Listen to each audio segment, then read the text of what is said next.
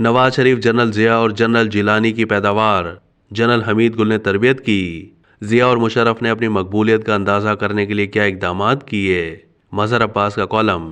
مظہر عباس نے ماضی میں لکھے گئے اپنے کالم میں بتایا ہے کہ نواز شریف جیسے لیڈر خود ڈکٹیٹروں کی پیداوار ہیں، لیکن سوال یہ ہے کہ فوجی ڈکٹیٹروں نے ایسے سیاستدان کیوں چنے جو نہ صرف ان کا کام نہیں تھا بلکہ ان کے حلف کی خلاف ورزی تھا۔ مثال کے طور پر جنرل ضیاء الحق کو پیپلز پارٹی وغیرہ کے مقابلے کے لیے کسی کی کیوں ضرورت تھی؟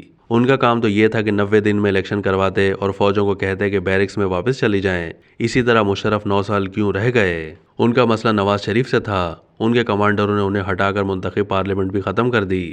انہیں بھی 90 دن یا 6 مہینے میں الیکشن کرا کے اقتدار عوام کے منتخب نمائندوں کے حوالے کر دینا چاہیے تھا۔ مسلم لیگ کاف، پیپلز پارٹی پیٹریاٹ جیسی پارٹیاں بنانا ان کا کام نہیں تھا۔ مشرف کے ایک ساتھی لیفٹیننٹ جنرل ریٹائرڈ امجد شعیب نے خود بتایا ہے کہ انہوں نے تجویز دی تھی کہ 6 مہینے میں الیکشن کروا دیے جائیں، لیکن سینئر کولیگز نہیں مانے۔ وہ کچھ اصلاحات لانا چاہتے تھے۔ اپنے غیر آئینی اقدامات کی قانونی توثیق حاصل کرنے کے لیے ڈکٹیٹر پی سی او ججز بھی لاتے رہے اور اس طرح اعلیٰ عدلیہ کو بھی نقصان پہنچایا۔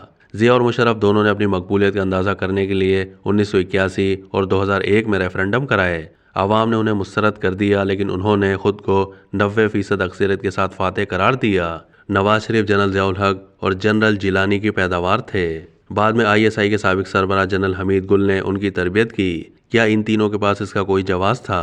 جنرل ضیاء کی طیارے کے حادثے میں موت کے بعد جنرل اسلم بیگ نے نئے آرمی چیف کا عہدہ سنبھالا۔ مارشل لاء لگانے کے بجائے غلام اسحاق خان نے صدر کا عہدہ سنبھالا اور انتخابات کا اعلان کیا۔ اسلم بیگ کے فیصلے کو تمام سیاسی جماعتوں نے سراہا، حتیٰ کہ بے نظیر بھٹو نے انہیں تمغہ جمہوریت دیا۔ لیکن الیکشن سے کچھ دن پہلے ہی جنرل حمید گل نے پیپلز پارٹی اور بے نظیر بھٹو کی مقبولیت کے توڑ کے لیے اسلامی جمہوری اتحاد IJI بنا دیا۔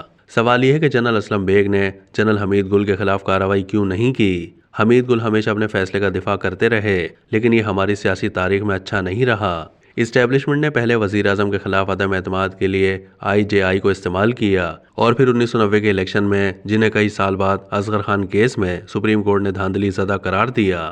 1991 میں جنرل اسلم بیگ نے کویت پر عراق کے حملے کے بارے میں سیویلین حکومت کے موقف کے برعکس ایک بیان جاری کیا تو نواز شریف کے ان سے اختلافات پیدا ہو گئے۔ نواز شریف وزیر اعظم تھے تو کیا وہ غلط تھے؟ جنرل اسلم بیگ کی جگہ جنرل آصف نواز آرمی چیف بنے، جو فوج میں ایک سخت گیر جنرل سمجھے جاتے تھے۔